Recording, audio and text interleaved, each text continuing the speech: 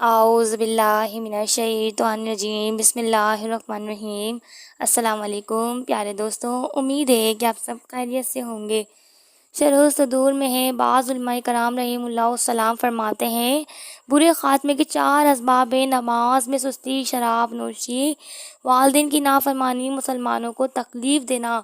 جو اسلامی بھائی معاذ اللہ عز و جل نماز نہیں پڑھتے یا قضا کر کے پڑھتے ہیں، اپنی کوتاہی کے باعث نماز فجر کے لیے نہیں اٹھتے یا بلا شرعی مجبوری کے مسجد میں باجماعت پڑھنے کے بجائے گھر ہی پر نماز پڑھ لیتے ہیں، ان کے لیے لمحہ فکر یہ ہے کہیں نماز میں سستی برے خاتمے کا سبب نہ بن جائے۔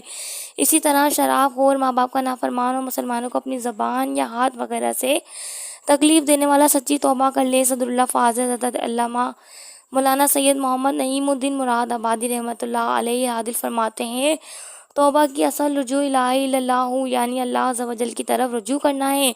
اس کے 3 رکن ہیں: ایک اعتراف جرم، دوسرا ندامت، تیسرا عزم ترک، یعنی اس گناہوں کو چھوڑنے کا پکا ارادہ۔ اگر گناہ قابل تلافی ہو تو اس کی تلافی یعنی نقصان کا بدلہ بھی لازم ہے۔ مثلاً تاریک صلاۃ یعنی بے نمازی کی توبہ کے لیے پچھلی نمازوں کی قضا پڑھنا بھی ضروری ہے، اور اگر حقوق العباد تلف کیے ہیں تو توبہ کے ساتھ ساتھ ان کی تلافی ضروری ہے۔ مثلاً ماں باپ، بہن بھائی، بیوی یا دوست وغیرہ کی دل آزاری کی ہے تو اس سے اس طرح معافی مانگے کہ وہ معاف کر دے۔ صرف مسکرا کر سوری کہہ دینا ہر معاملے میں کافی نہیں ہوتا۔ منہاج العابدین میں ہے، حضرت سیدنا فضیل بن ایاز رحمۃ اللہ علیہ اپنے ایک شاگرد کی نظر کے وقت تشریف لائے اور اس کے پاس بیٹھ کر سورہ یاسین شریف پڑھنے لگے تو اس شاگرد نے کہا، سورہ یاسین پڑھنا بند کر دو۔ پھر آپ رحمۃ اللہ علیہ نے اسے کلمہ شریف کی تلقین فرمائی۔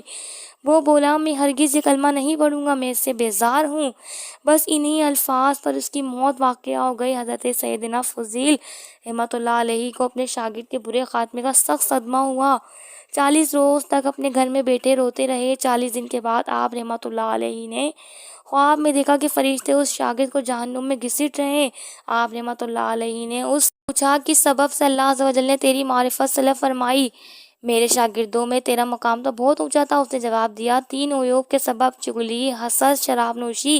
کہ ایک بیماری سے شفا پانے کی غرض سے طبیب کے مشورے پر ہر سال شراب کا 1 گلاس پیتا تھا۔ میٹھے میٹھے اسلامی بھائیوں، خوف خدا سے لرز اٹھیں اور گھبرا کر اپنے معبود برحق کو راضی کرنے کے لیے اس کی بارگاہ میں بے کس پناہ میں جھک جائیں گے۔ چغلی، حسد اور شراب نوشی کے سبب ولی کامل کا شاگرد کفر یہ کلمات بک کر مرا۔ یہاں ایک ضروری مسئلہ عرض کرتی چلوں گی۔ چنانچہ صدر الشرح بدرود الطریقہ حضرت علامہ مولانا مفتی محمد امجد علی اعظم علی رحمۃ اللہ علیہ قبل فرماتے ہیں، مرتے وقت معاذ اللہ اس کی زبان سے کلمہ کفر نکلا تو کفر کا حکم نہ دیں گے کہ ممکن ہے موت کی سختی میں عقل جاتی رہی اور بے ہوشی میں یہ کفریہ کلمہ نکل گیا۔ افسوس آج کل چغلی بہت عام ہے۔ اکثر لوگوں کو تو شاید پتہ تک نہیں چلتا ہوگا کہ میں چغل خوری کر رہا ہوں۔ یاد رکھیے، چغل خوری آخرت کے لیے سخت تباہ کن ہے۔ 2 فرامین مصطفیٰ صلی اللہ تعالیٰ علیہ وآلہ وسلم نے فرمایا، غیبت کرنے والوں، چغل خوروں اور پاک باز لوگوں کے عیب تلاش کرنے والوں کو اللہ عز و جل قیامت کے دن جانور کی شکل میں اٹھائے گا۔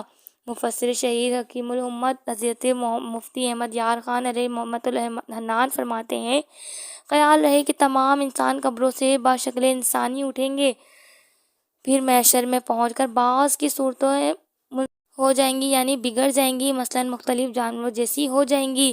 چغل خور جنت میں نہیں جائے گا۔ علامہ عینی رحمۃ اللہ علیہ نے امام نووی علیہ رحمۃ اللہ کا نقل فرمایا، کسی کی بعض ضرر یعنی نقصان پہنچانے کے ارادے سے دوسروں کو پہنچانا چغلی ہے۔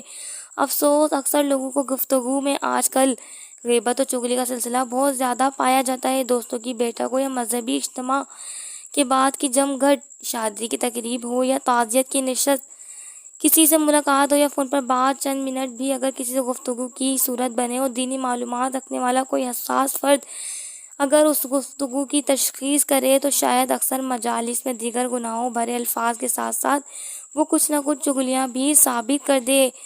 ہائے ہمارا کیا بنے گا؟ ایک بار پھر اس حدیث پاک پر غور کر لیجئے، چغل خور جنت میں نہیں جائے گا۔ کاش ہمیں حقیقی معنوں میں زبان کا قفل مدینہ نصیب ہو جائے، کاش ضرورت کے سوا کوئی لفظ زبان سے نہ نکلے۔ زیادہ بولنے والے اور دنیاوی دوستوں کے جھرمٹ میں رہنے والے غیبت کا غیبت و چغلی سے بچنا دشوار ہے۔ فرمان مصطفیٰ صلی اللہ تعالیٰ علیہ وآلہ وسلم میں جس شخص کی گفتگو زیادہ ہو اس کی غلطیاں بھی زیادہ ہوتی ہیں، اور جس شخص کی غلطیاں زیادہ ہوں گی اس کے گناہ زیادہ ہوتے ہیں، اور جس کے گناہ زیادہ ہوں گے وہ جہنم کے زیادہ لائق ہے۔ نبی اکرم نور مجسم صلی اللہ تعالیٰ علیہ وآلہ وسلم نے فرمایا اس شخص کے لیے خوشخبری ہے جو مال میں سے زیادہ کو خرچ کرے اور زیادہ گفتگو کو روک لے۔ پیارے دوستوں، ہمارے اسلامی چینل کو لازمی سبسکرائب کر دیجئے اور ساتھ ہی بیل آئیکن کو پریس کر دیجئے تاکہ آپ کو ہماری آنے والی نئی ویڈیوز کا نوٹیفیکیشن ملتا رہے۔ شکریہ۔